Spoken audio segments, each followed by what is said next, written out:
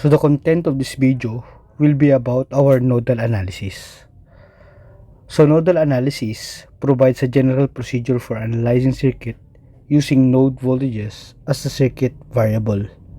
So we would choose our circuit variables, which is node 1 and node 2 and so on and so forth.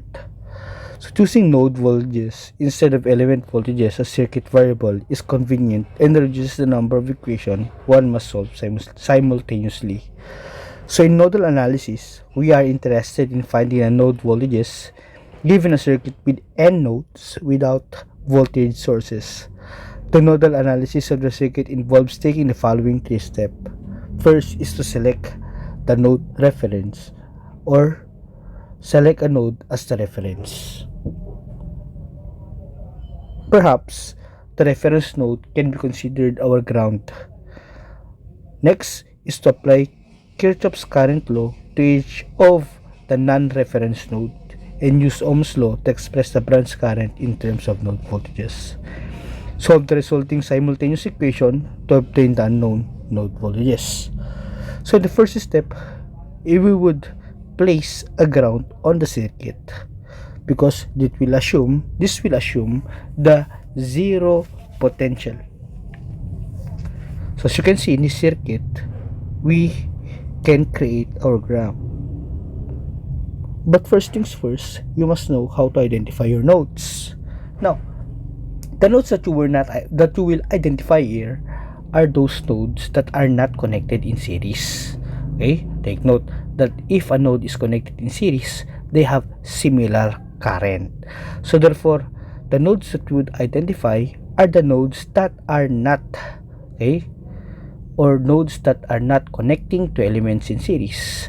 Therefore, we would identify nodes that are connected in the sense that they have different current, such as in our first circuit we have node 1 and node 2, in which it was written as V1 and V2.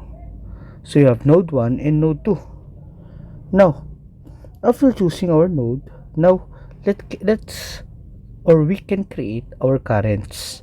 And after creating our currents, let us use our Ohm's law, V is equal to IR, in order to make this current, or in order to represent this current into their respective voltage divided by their resistance.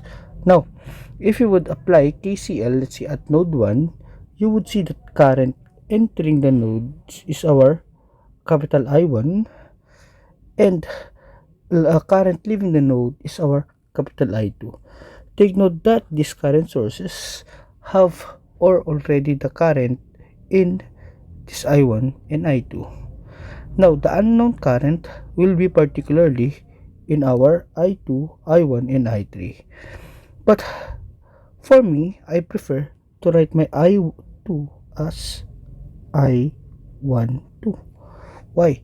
Because I will write it through my direction wherein, so that I may not be confused, I will write it as from I to from the current respective to my V1 to the current respective to my V2.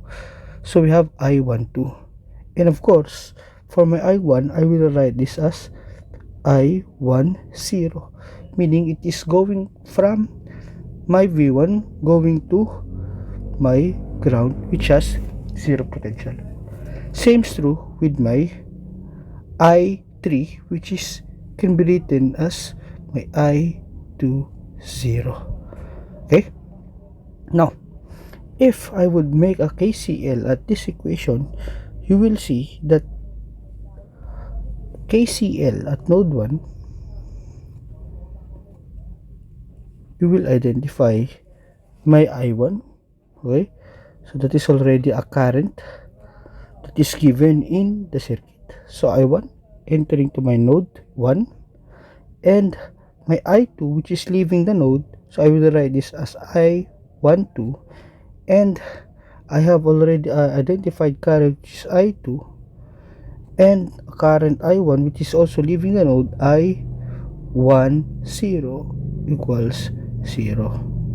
So from here, since I1 and I2 are already given, I can write them as I1 minus I2. So I1 minus I2 is equal to my I12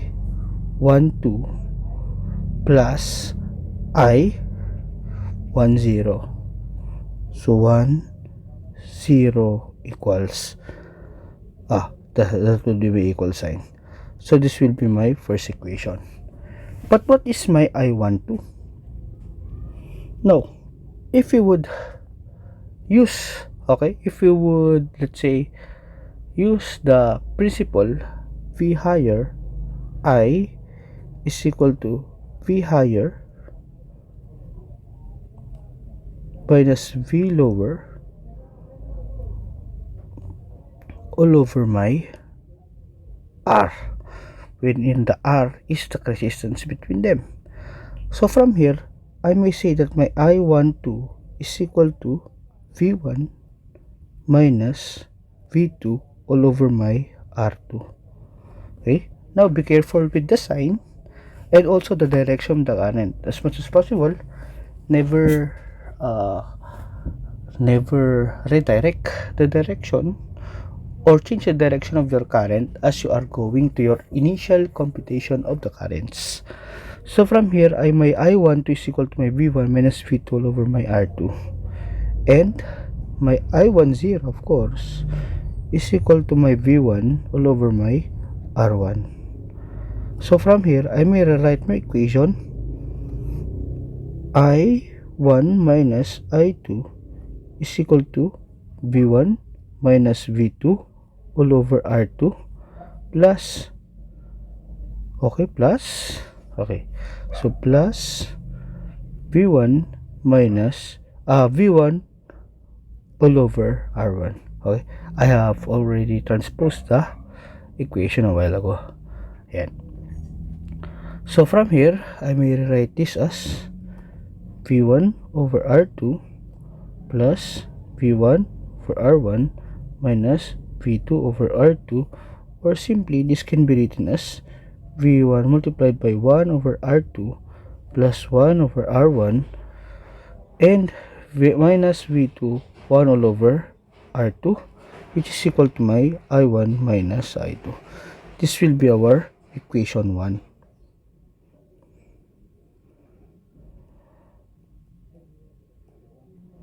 Next is my R2.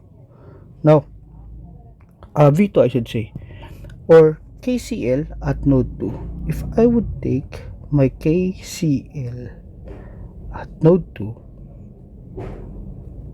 so therefore you may see that the current I2 is entering our node, that would be positive I2, and a current I12, so you can see the direction I12, so therefore it leaves V1, so therefore it is entering our V2. So plus I12 minus my I30 equals 0. So what is my I12? So my I12 was already initialized a while ago, which is this equation. And what is my I30? My I30 therefore is equal to V2 all over R3. Okay, so from here my I2 is equal to I30 minus I12. So my I30 is equal to V2 all over R3 minus my I12, which is equal to V1 minus V2 all over R2. So from here, by further simplification of the equation, I have my I2 is equal to my negative V1 all over R2 less, or plus V2 over R3 plus V2 all over R2, or it can be written as negative V1 all over R2 plus V2 multiplied by 1 over R3 plus 1 over R2.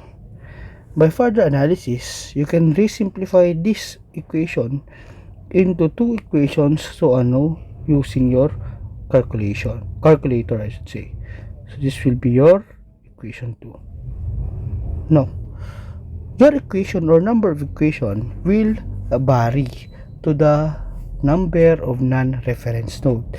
So since in this equation we have two non-reference node, therefore we have two non-reference node. So if you have any or you have further questions about our